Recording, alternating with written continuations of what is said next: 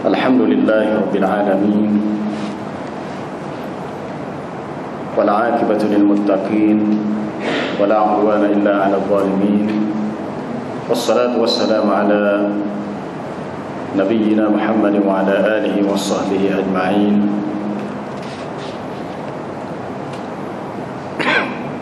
Qala rabbi shrah li sadri wa yassir li amri wahlul 'uqdatam min lisani yafqahu qawli.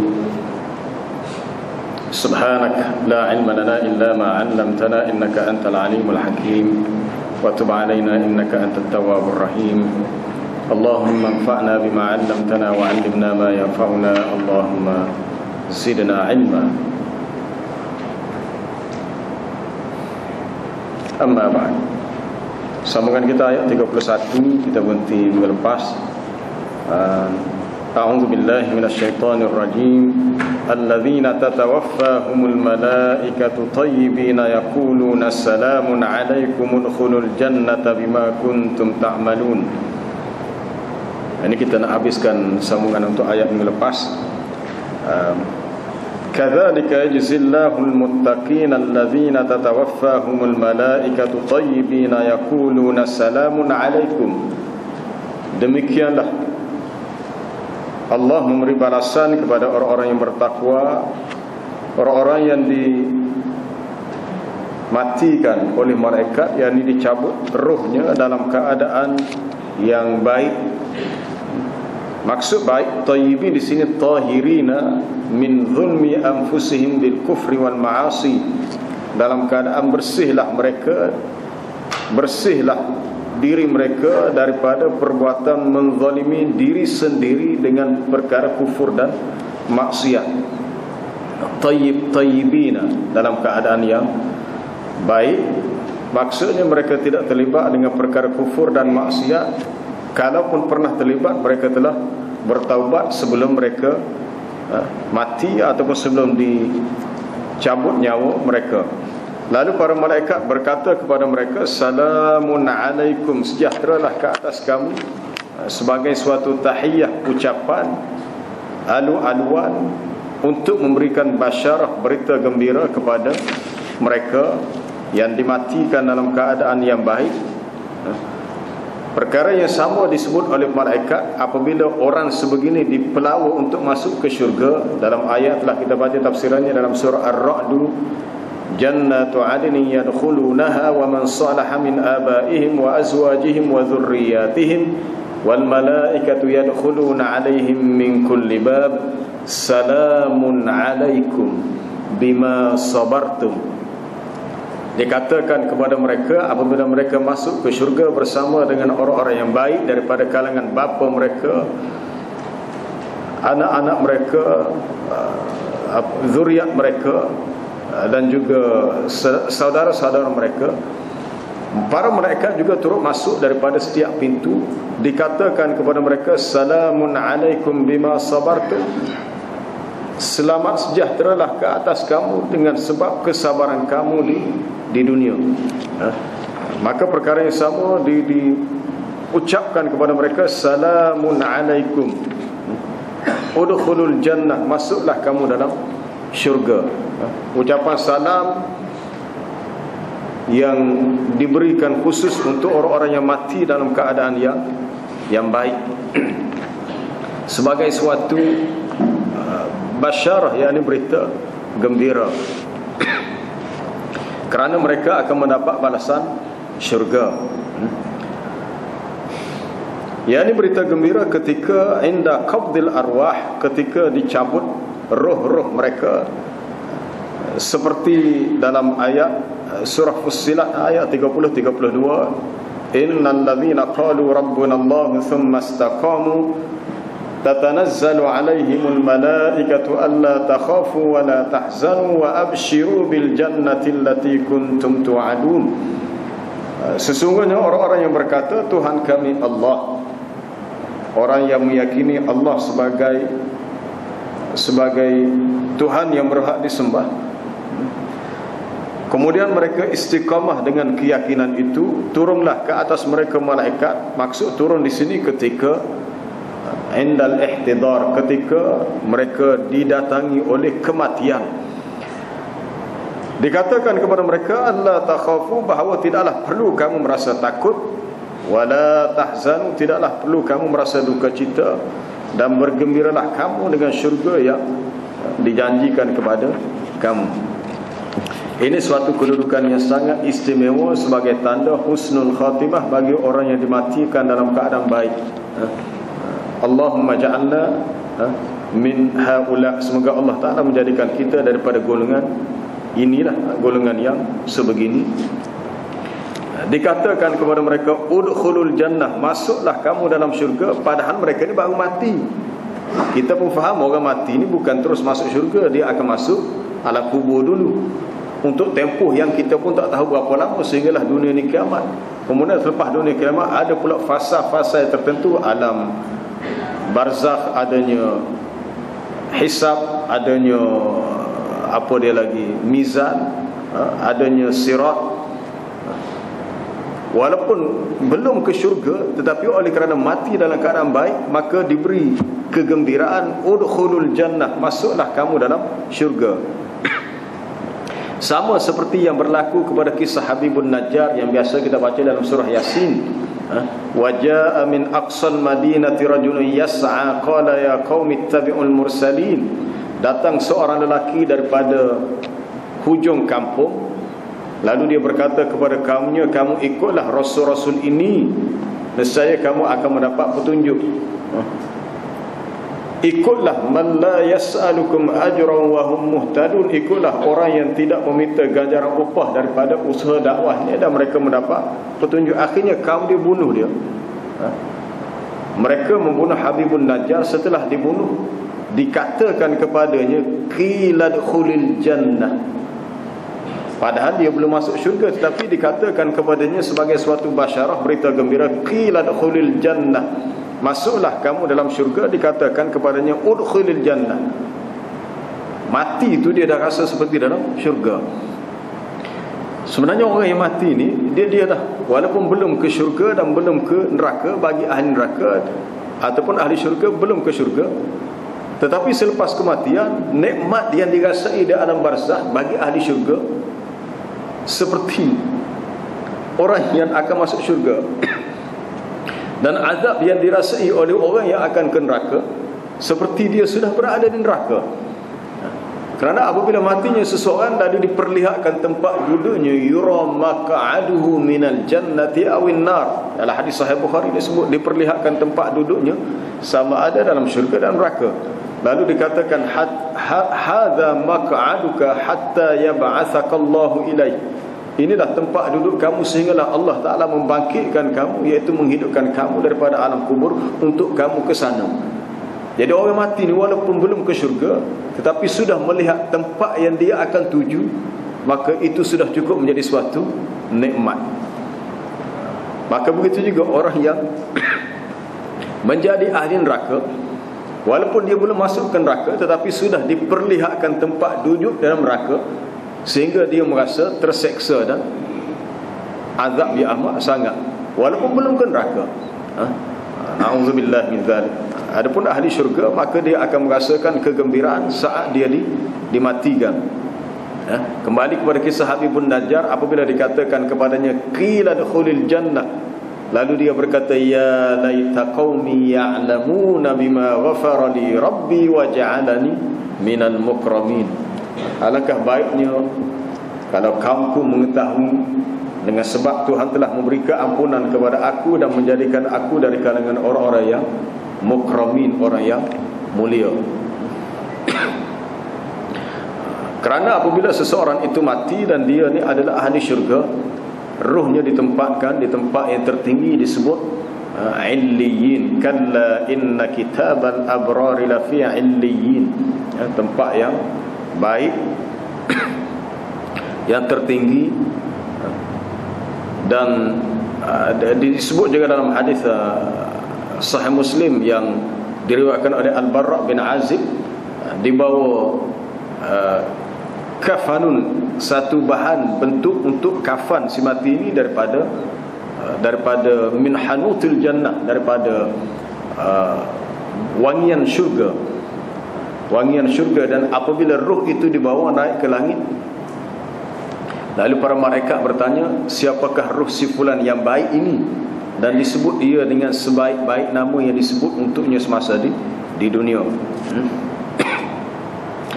Maka dikatakan kepada mereka, udkhulul jannata bima kuntum ta'malun, masuklah kamu dalam syurga dengan sebab apa yang telah kamu kerjakan. Bima kuntum, ba di situ ba menyatakan sababiyah. Seseorang masuk ke syurga dengan rahmat Allah. Rahmat Allah itu diperolehi ada sebab-sebabnya. Sebab masuk ke syurga dengan apa yang telah kamu kerjakan daripada amalan yang salih. Amalan yang salih yang diterima di sisi Allah, yang melayakkan seorang hamba yang melakukan amalan salih itu mendapat rahmat. Ada juga orang buat amalan salih tetapi tidak mendapat rahmat. Orang yang melakukan amalan yang baik, yang salih, kemudian dia diberi rahmat di sisi Allah, yang Allah Ta'ala gantikan rahmat itu dalam bentuk yang disebut al-jannah, syurga. Yudkhilu man yasha'u fi rahmatih. Allah Ta'ala memasukkan sesiapa yang dia kehendaki dalam rahmatnya, iaitu dalam syurganya. Syurga itu bima kuntum ta'malun, dengan apa yang telah kamu kerjakan daripada amalan yang salih. Dalam surah Az-Zukhruf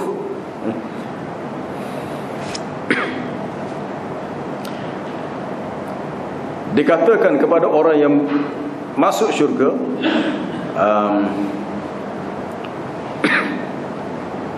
ya ibadi la khawfun alaikumul yawma la antum tahzanun.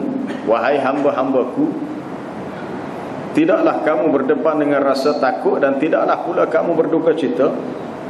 Alladzina amanu bi ayatina wa kanu muslimin. Orang-orang yang beriman dengan ayat-ayat kami dan mereka adalah orang yang muslim. Lalu dikatakan kepada mereka, udkhulul jannata antum wa azwajukum tuhbarun. Masuklah kamu dalam syurga bersama dengan pasangan-pasangan kamu dalam keadaan penuh rasa gembira.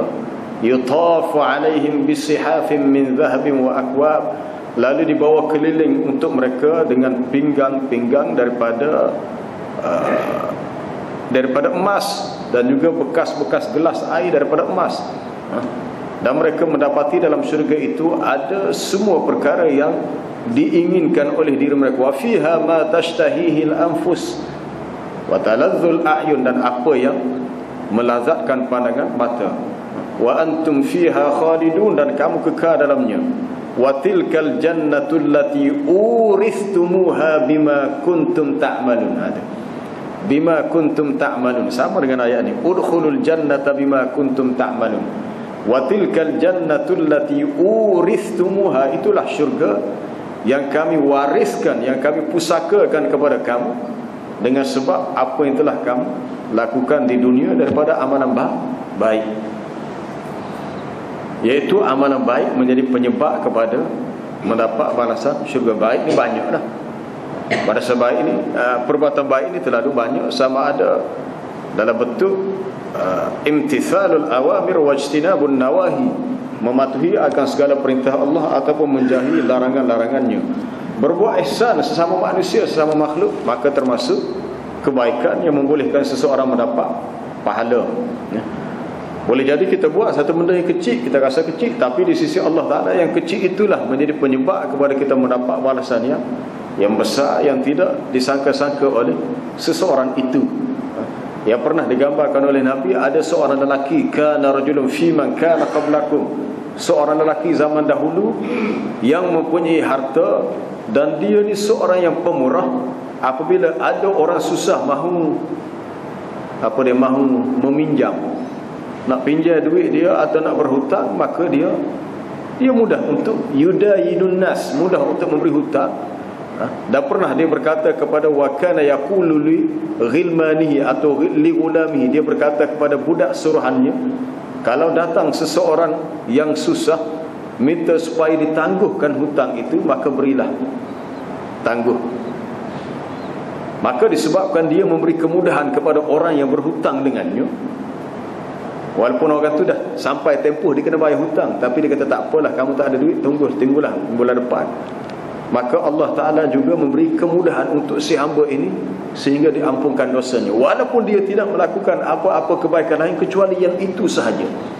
Yang itu menjadi penyebab kepada dia mendapat satu ganjaran yang besar, memudahkan urusan orang lain. Ada juga dalam hadis yang lain, seorang lelaki yang diampunkan dosanya kerana memberi minum kepada seekor anjing. Sehingga ditanya oleh sahabat, adakah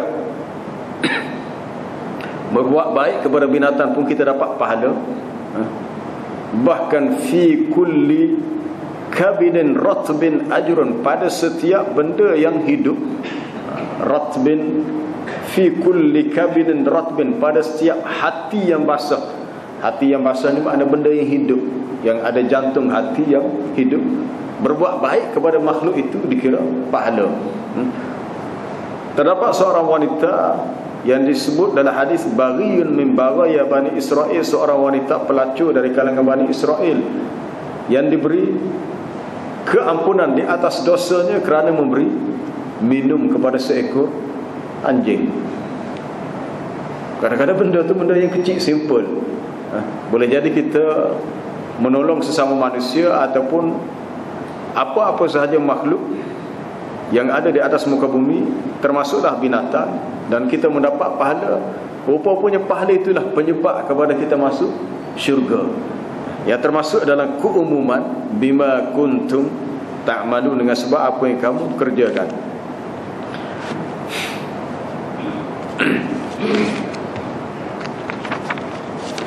Baik, kita terus kepada ayat berikutnya. Untuk malam ni kita nak habiskan yang minggu lepas, tak ada habis minggu lepas.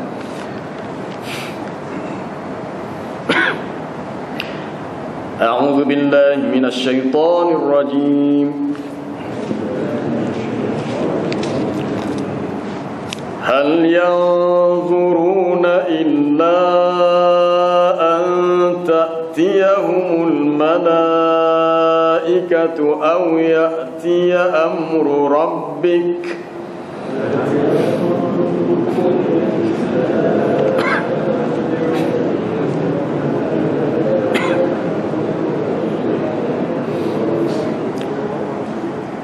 كذلك فعل الذين من قبلهم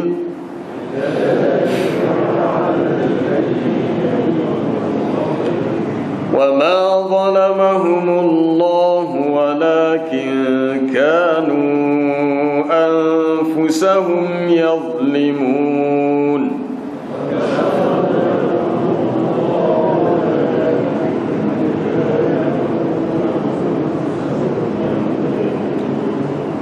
فأصابهم سيئات ما عملوا وحاق بهم ما كانوا به يستهزئون.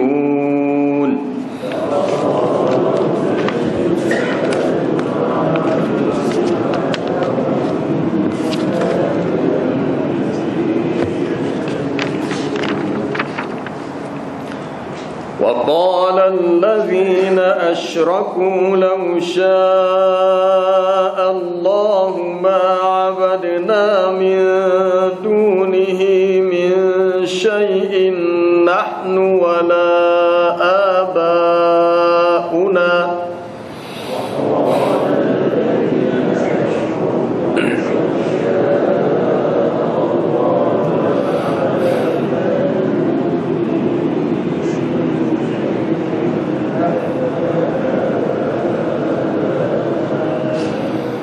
نحن ولا آباؤنا ولا حرمنا من دونه من شيء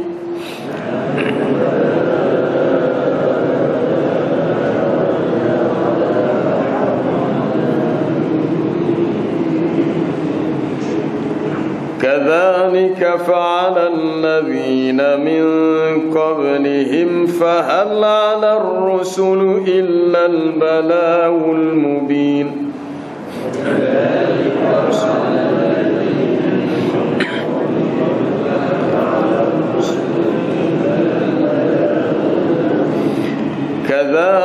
فعل الذين من قبلهم فهل على الرسل إلا البلاغ المبين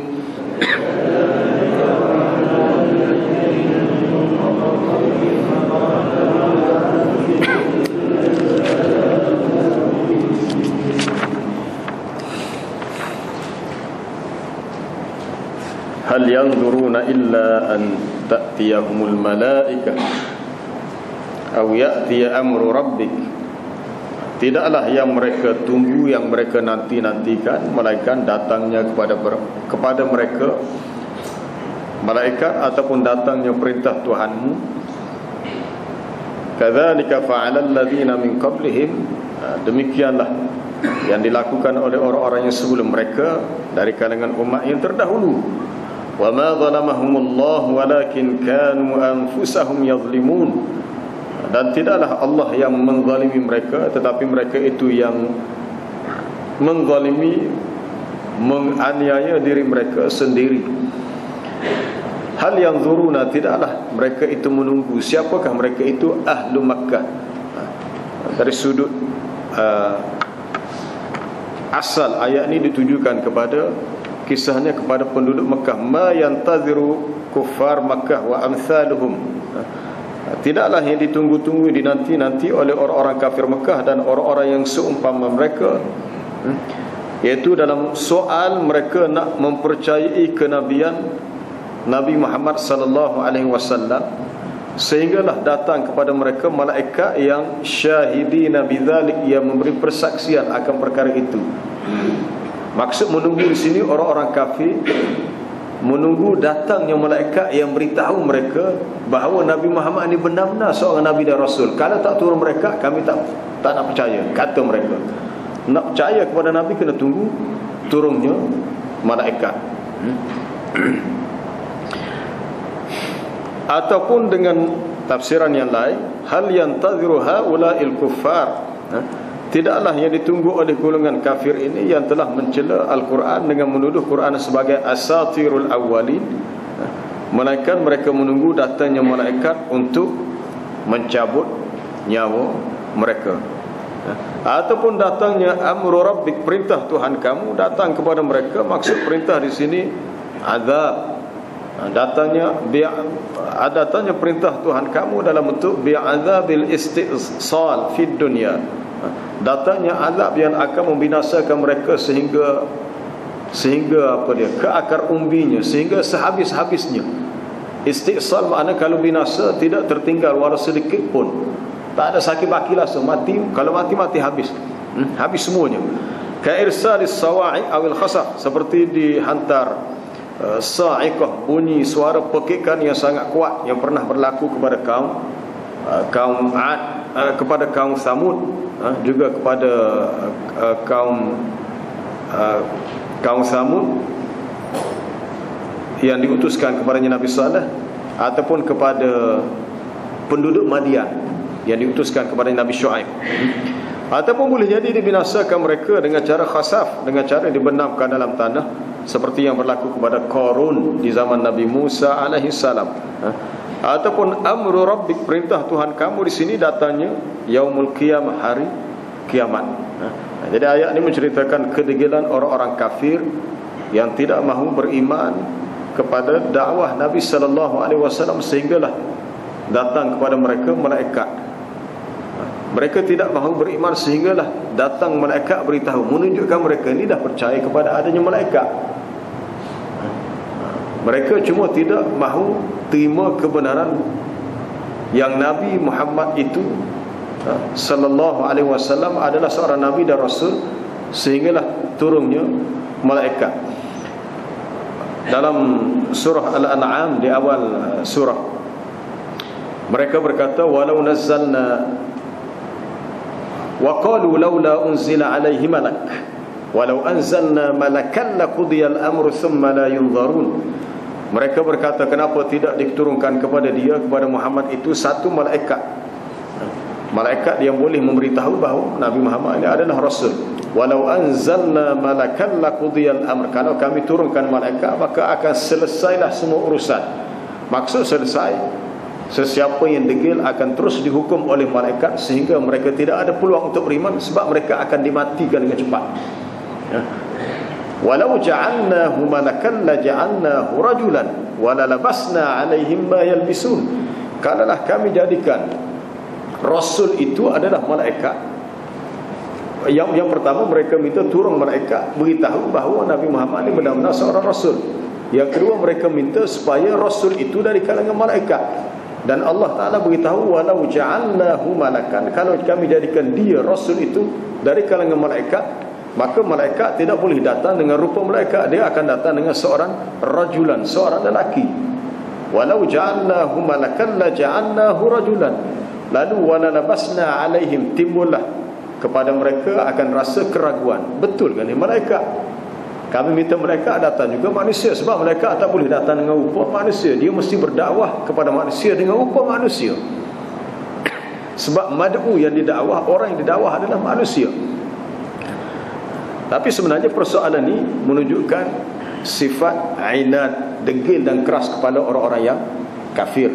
Walaupun mereka yakin itu benar, tetapi mereka masih nak bermain dengan teka-teki.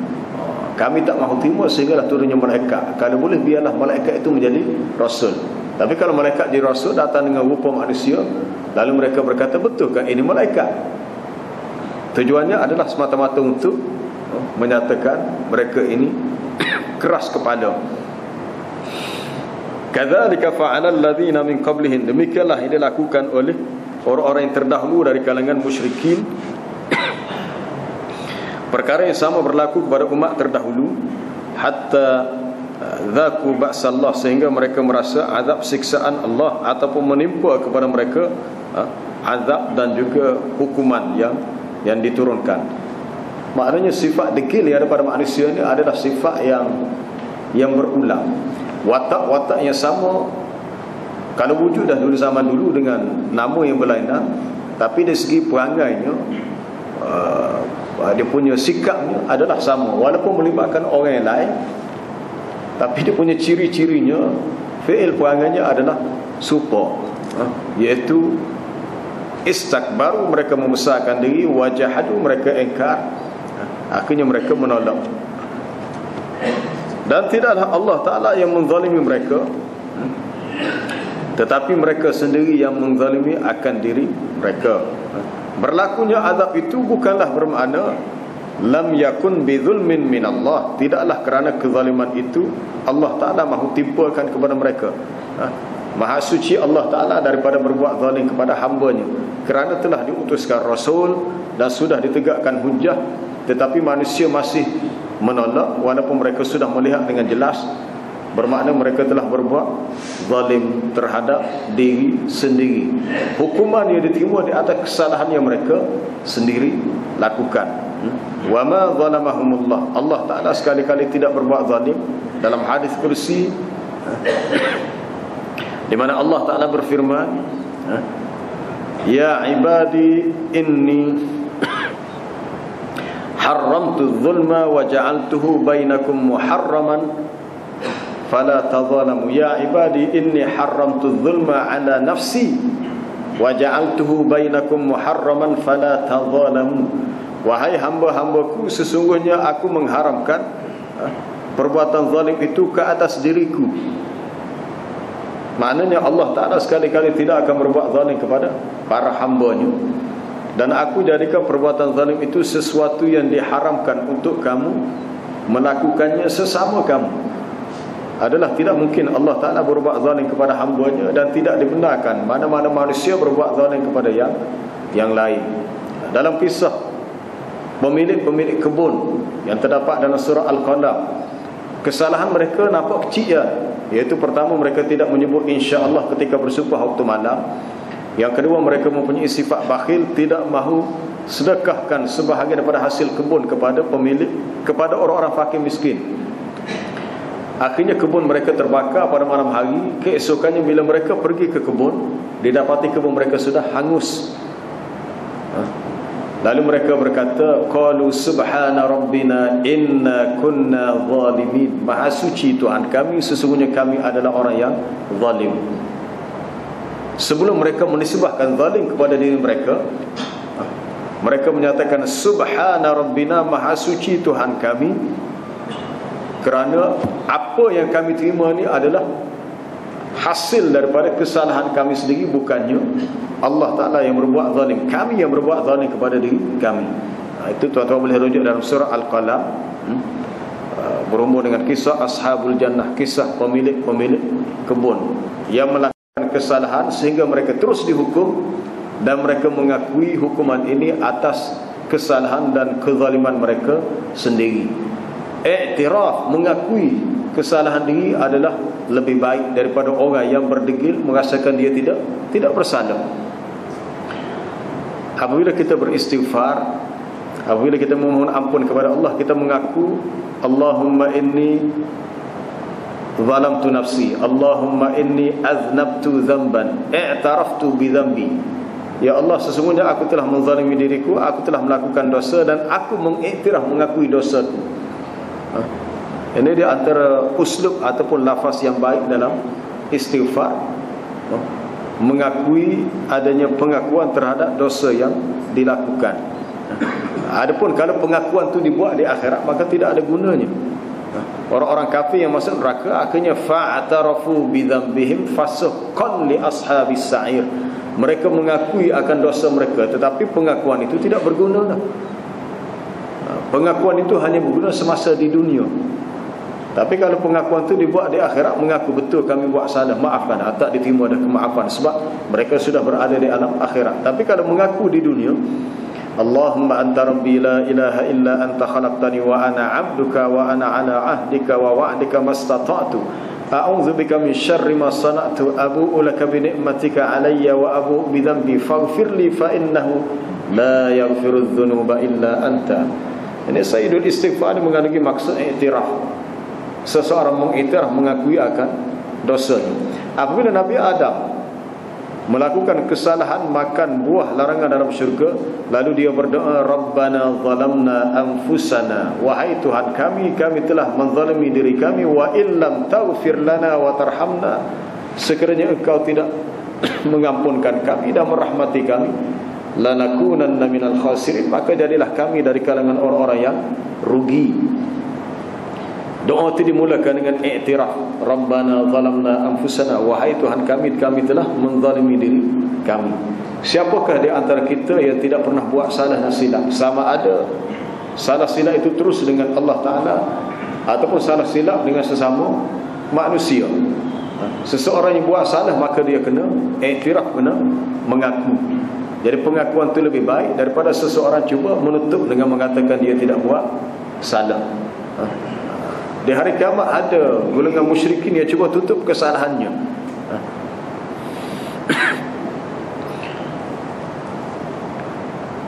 Lalu mereka berkata, wallahi rabbina ma kunna musyrikin, demi Allah, dialah Tuhan kami bukan golongan yang musyrik, kami tidak pernah melakukan syirik.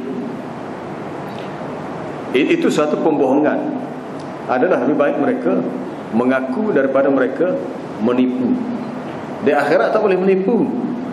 Kalau seseorang itu menipu, maka akan ditutup mulutnya. Al-yawma nakhtimu ala afwahihim. Manusia dia akan cuba tutup salahnya, lalu dia cuba berkata yang tidak benar. Apabila dia menyatakan perkara yang tidak benar, al-yawma nakhtimu ala afwahihim, pada hari ini kami tutup mati. Mana tutup? Nak katakan tutup kemah keming, tak boleh buka mulut, terkunci. Wa tukallimuna aydihim, tangan-tangan mereka yang boleh bercakap beritahu kepada kami, wa tashhadu arjuluhum bima kanu yaksibun, dan kaki mereka pula memberi persaksian dengan apa yang telah mereka lakukan. Sehingga kulit mereka boleh bercakap dan anggota badan boleh bercakap. Maka yang buat salah, dia kena mengakui kesalahannya, kerana Allah Ta'ala tidak berbuat zalim kepada mereka. Mereka lah yang berbuat zalim kepada diri mereka sendiri. Lalu fa asabahum sayyi'atu ma 'amilu wa haqa bihim ma kanu bihi yastahzi'un. Maka mereka ditimpa oleh keburukan daripada apa yang mereka lakukan. Lalu mengenalah ke atas mereka itu dengan apa yang telah mereka persendakan semasa di dunia. Mereka ditimpa dengan sayyiat, mereka mendapat balasan daripada keburukan yang telah mereka lakukan.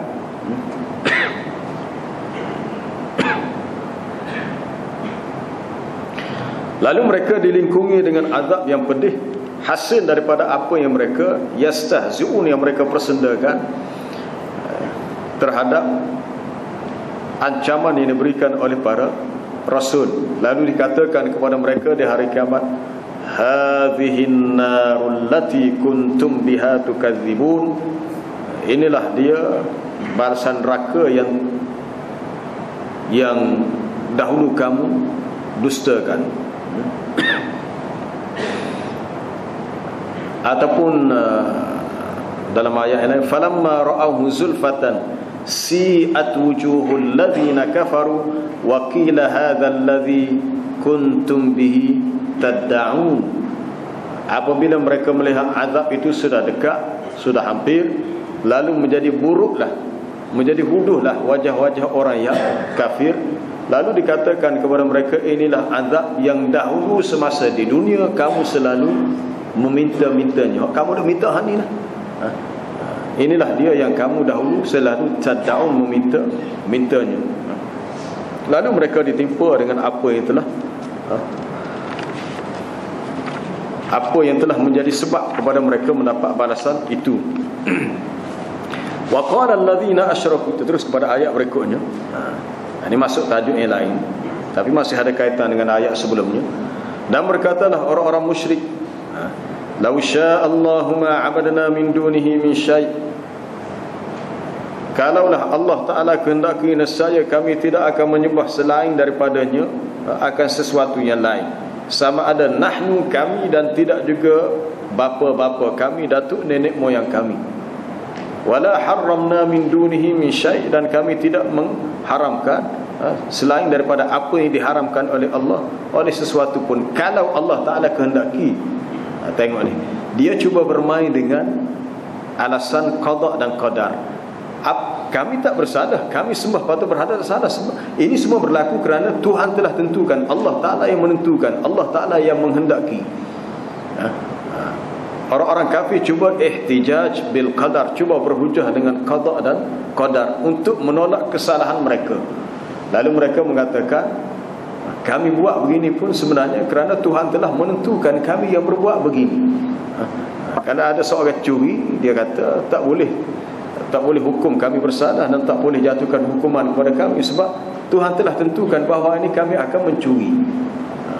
Maka jawapannya kita mengatakan, masyiah ataupun iradah, kehendak Allah Ta'ala itu ada dua. Iradah dalam bentuk yang kauniyah, dalam bentuk yang syar'iyah.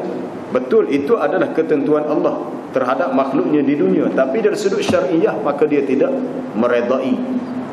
Allah Ta'ala tidak meredai. Apa sahaja yang berlaku di dunia ini semuanya tertakluk kepada kehendak Allah. Kalau berlaku, mana Allah Ta'ala menghendaki. Dan tidak semestinya apa yang Allah Ta'ala kehendaki semuanya dia redai. Ada yang dia reda, ada yang dia tidak reda. Allah Ta'ala memberi apa yang hamba dia nak, tetapi belum tentu hamba dia nak tu dia suka ataupun dia reda. Tak semestinya. Ada yang dia redai dan ada yang dia tidak redai.